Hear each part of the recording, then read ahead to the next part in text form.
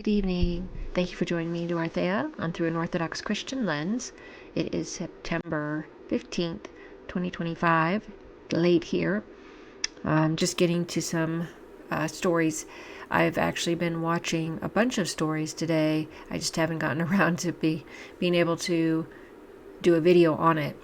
But today, this evening, I'm going to be talking a little bit about the Middle East issue with Qatar and Arabs and Muslims coming together, and Iran. So I'm going to start with this article right here that came out a couple days ago.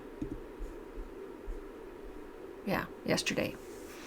Rouhani warns Gulf states act against Israel or face annihilation. The chief of Iran's Supreme National Security Council said speeches are not enough, while warning that failure to act will embolden Israel further ahead of an Arab Islamic emergency meeting on Tel Aviv's attack on Doha.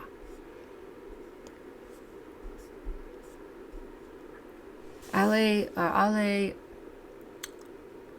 Rouhani, the chief of Iran's Supreme National Security Council, called for a joint operations room against Israel and warned Gulf states that they must take action to prevent their own annihilation. The comments came several days after Israel's illegal and unprecedented strike on Qatar and ahead of an Arab summit hosted by Doha to denounce the Israeli attack. Warning to Islamic governments holding an Organization of Islamic Cooperation conference filled with speeches without practical results, as is the case with Security Council meetings, is in fact equivalent to issuing a new order for aggression in favor of the Zionist entity, Rouhani said.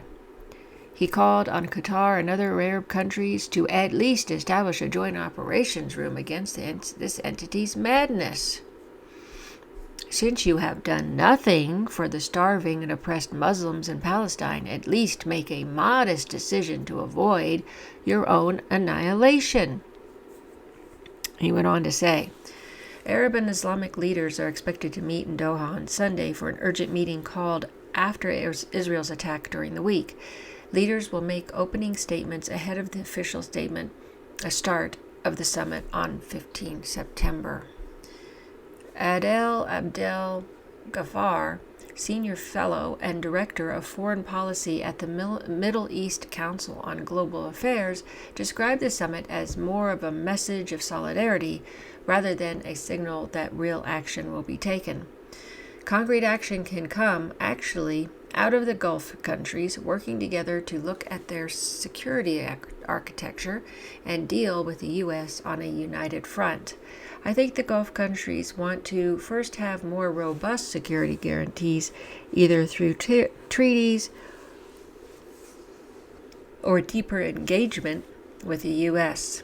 Secondly, they'd want to diversify some of these security partnerships and also grow their indigenous domestic defense capability, and perhaps leverage the investments that they've had in the U.S.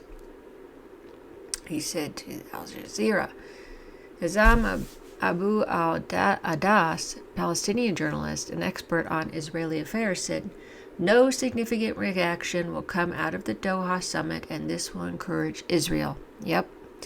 Israel's next targets are the West Bank, to settle the Palestinian issue once and for all, Egypt to pressure the Egyptian regime to accept displacement, Jordan to pressure the Jordanian regime to accept displacement and end the Hashemite guardianship over Al-Aqsa Mosque.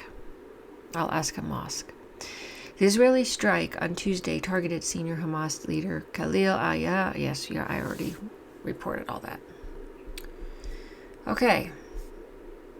So what I got out of this is that this Iranian national security member, he's the chief of Iran's Security Council member. I thought that this was quite an interesting thing to do because, as you know, the Iranians really don't get along that well with the Gulf states. They're not, they just don't get along well, because the Gulf states, as you know, are somewhat under the thumb of the U.S. So the fact that this Iranian chief decided to say this, even though they don't get along, I just found that quite interesting. Do something to save your own and from your own selves from being annihilated. I thought that was kind of charitable, and I think he's right that will probably happen. I mean, we know what this is going on. Where was that story? Let's see if I can find it. Yeah, Israel attacks 6 countries in 72 hours. And I heard that they're actually at war or bombing, or no, in so many wars, I forget, maybe 7.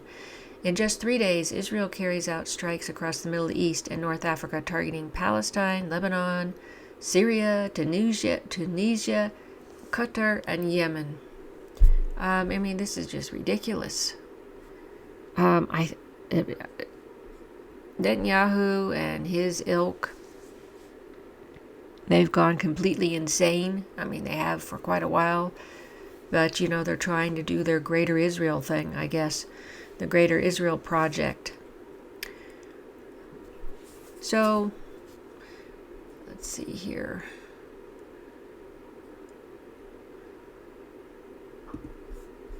Qatar's emir urges concrete steps to confront Israeli bloodlust, calls for united regional stance. That's what happened. They said this on September 5th. But, apparently they came together, but I don't really think much came out of that, as far as I can tell. They wanted to do this. They came together, but let's see, when did this one come out? It doesn't say. I think it came out. Oh, yeah, today.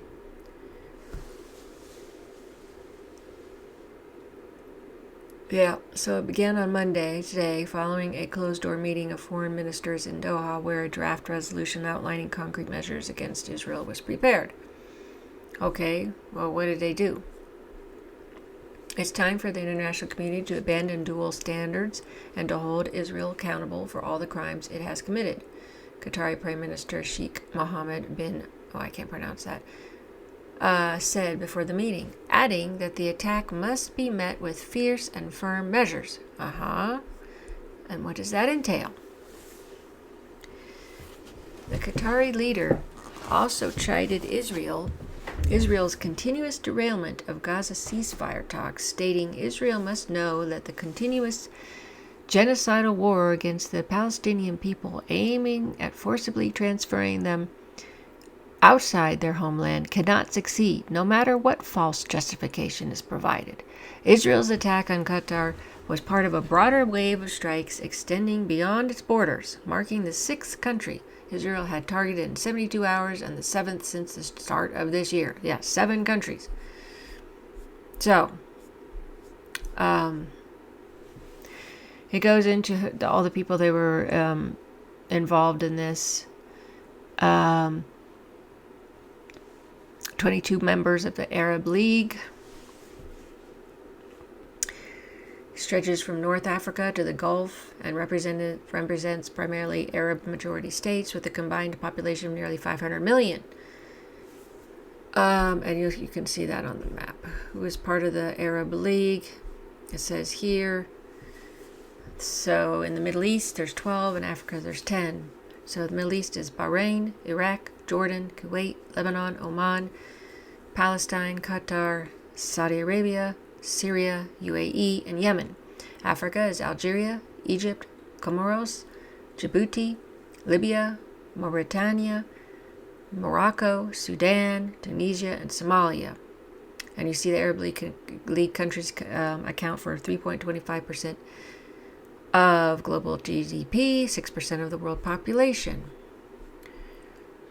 So then you have the 57 members of the OIC. Let's see, what is the OIC? Does it say what that means? No. OPEC, no, that's OPEC. Okay.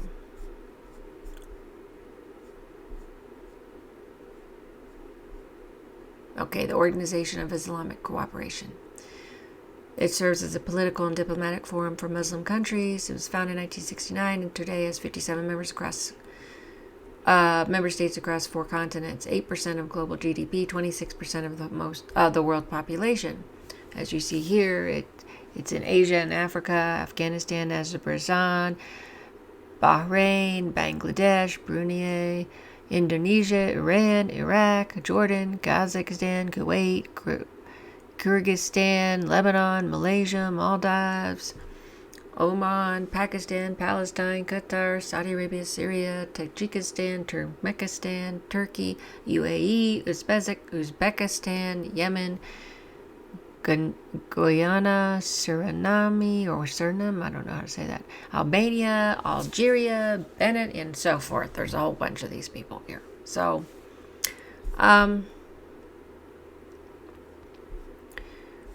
what did they really accomplish? I mean, I haven't heard anything huge come out of this this big supposed meeting. You know, sure, they're working on something. You know, they're preparing some resolution outline for the first day. Concrete measures against Israel. I wonder what those are going to be. They need to,